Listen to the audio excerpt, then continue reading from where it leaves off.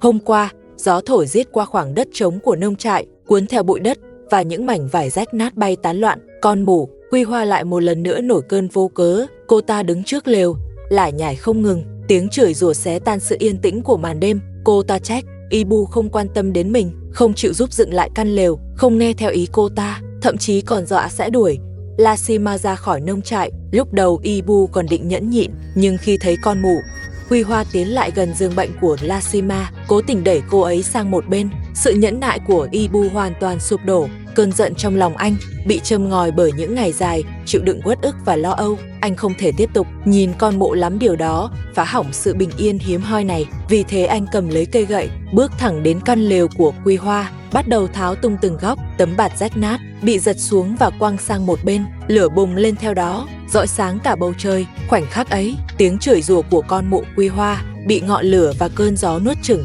Cô ta hoảng loạn bỏ chạy khỏi nông trại, miệng vẫn hét vang rằng sẽ quay lại để trả thù. Ngọn lửa cháy suốt một lúc lâu trên bãi đất trống, đến khi cho tàn nguội hẳn, nông trại mới lấy lại sự yên ắng. Sáng hôm nay, không khí trong lành lạ thường, không còn bóng Quy Hoa, không còn tiếng ồn ào chói tai, cũng chẳng còn cảm giác bị dòm ngó đầy áp lực. Ibu lần đầu tiên cảm thấy nông trại như một nơi thật sự dành cho con người sống. Ngay cả cơn gió thổi qua cũng bình yên lạ lùng. Anh dậy từ sớm, ăn tạm chút lương khô, rồi chuẩn bị đưa Lasima xuống thành phố khám bệnh. Bác sĩ đã nhiều lần dặn rằng bệnh này không thể trì hoãn thêm. Thế nhưng vì Quy Hoa mấy lần trước đều bị kéo lại giữa chừng, giờ khi con mụ ấy không còn ở đây, họ cuối cùng cũng có thể yên ổn mà đi. Cơ thể Lasima vẫn còn yếu ớt rõ rệt, cô Lasima đi lại đã rất khó khăn. Ibu liền lái xe đưa cô ấy đi theo con đường quen thuộc dẫn xuống núi. Cỏ ven đường khẽ lay trong gió sớm, ánh ban mai trải dài trên bóng họ khiến khung cảnh thêm yên bình.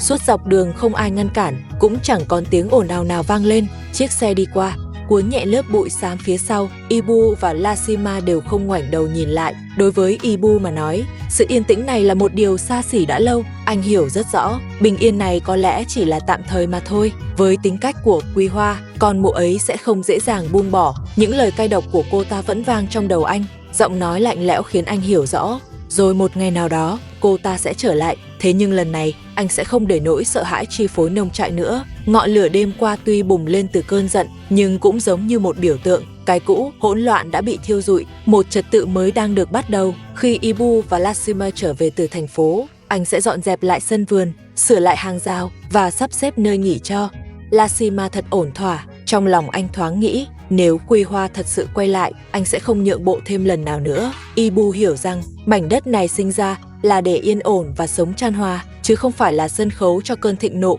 của một người đàn bà điên. Hôm nay nắng rực rỡ, những cánh đồng xa xa phản chiếu ánh sáng dịu nhẹ, bóng dáng nông trại dần hiện rõ dưới bầu trời trong. Ibu lái xe đưa Lasima đến bệnh viện. Hôm nay anh có thể yên tâm để Lasima được chữa trị rồi. Hôm nay Ibu đưa Lasima trở về từ bệnh viện, khuôn mặt Azima tái nhợt, nhưng trong ánh mắt lại ánh lên chút nhẹ nhõm, như thể cuối cùng cũng thấy được một tia hy vọng. Thế nhưng khi họ vừa về đến căn nhà nhỏ trong trang trại, cảnh tượng trước mắt khiến Ibu chết lặng. Ngay tại mảnh đất trống, nơi từng bị dỡ bỏ, mụ Quy Hoa lại dựng lên một chiếc lều mới. Tấm vải bạt lay động trong gió, những chiếc cọc thì siêu vẹo, nhưng tất cả lại toát lên một sự cố chấp và thách thức đầy ngang ngược. Sắc mặt Ibu lập tức trở nên lạnh lùng. Anh hiểu rất rõ điều này có nghĩa là gì. Rắc rối đã trở lại. Azima đứng phía sau anh, bước chân khựng lại. Cô biết cảnh tượng này báo hiệu điều gì. Thân thể cô còn chưa hồi phục, sức lực ít ỏi chỉ đủ để cô đứng vững. Cô khẽ kéo tay áo của Ibu, như muốn anh đừng vội nổi giận. Nhưng sự nhẫn nhịn của Ibu đã đến giới hạn cuối cùng.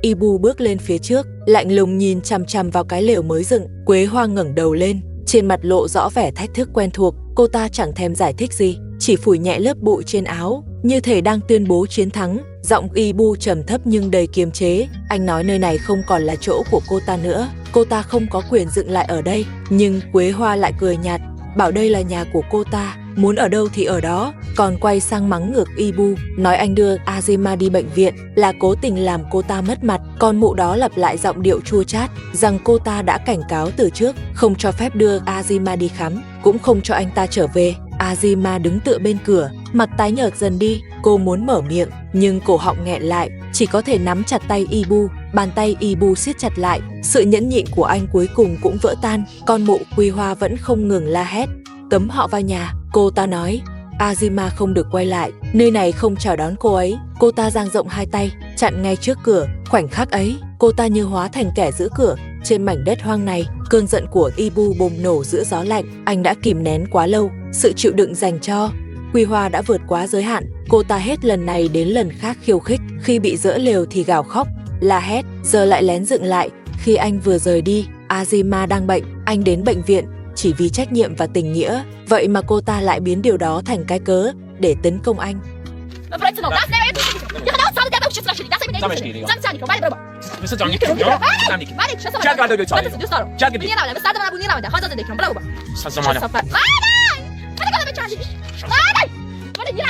Quy Hoa không ngừng la hét trước mặt Ibu. Cô ta nói Lasima chỉ là một người tàn tật. Sau khi Quy Hoa dựng lại chiếc lều cũ, cô ta lại khôi phục dáng vẻ ngạo mạn như trước. Cả ngày con mụ cứ quanh quẩn bên Ibu, không chịu làm việc, cũng chẳng chịu giúp ai, chỉ biết nói năng châm chọc, mỉa mai không ngớt, miệng chẳng bao giờ thốt ra một câu tử tế.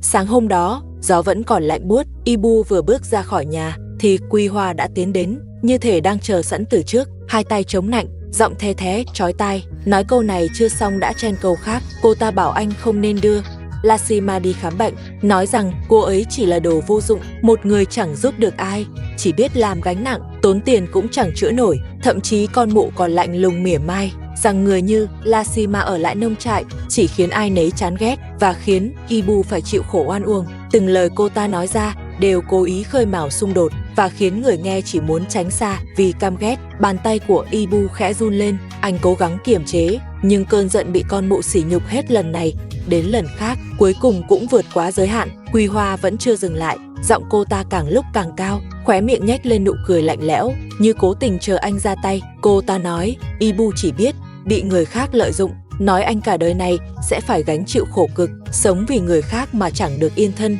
Hằng ngày con mụ cứ lảng vảng khắp nông trại, rõ ràng biết Ibu và Lasima đang bận nhưng vẫn cố tình đến gần để nói những lời cay độc. Trước mặt Lasima, cô ta cười nhạo, châm chọc, cố ý khơi lại vết thương lòng. Thậm chí khi nhiếp ảnh gia đến, cô ta còn giả vờ thân thiết, tỏ vẻ lẳng lơ, khó coi, khiến nhiếp ảnh gia phải lúng túng né tránh. Ibu nhìn thấy cảnh đó, toàn thân anh lại run lên vì tức giận.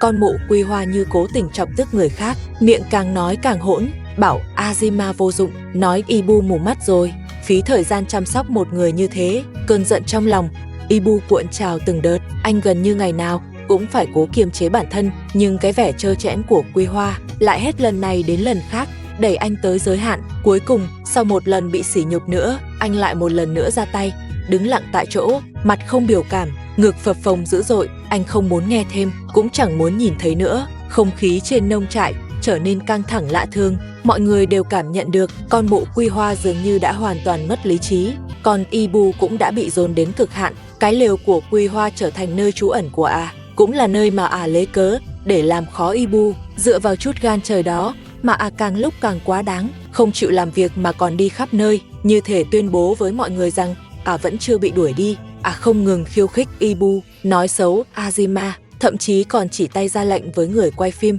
Cái dáng điệu trơ trẽn không biết hối cải đó khiến ai trong nông trại cũng thấy chán ghét. Thế nhưng dù vậy, vẫn không chịu dừng lại, như thể chỉ cần khiến mọi thứ hỗn loạn, làm cho ai cũng bất an thì mới cảm thấy mình vẫn còn tồn tại.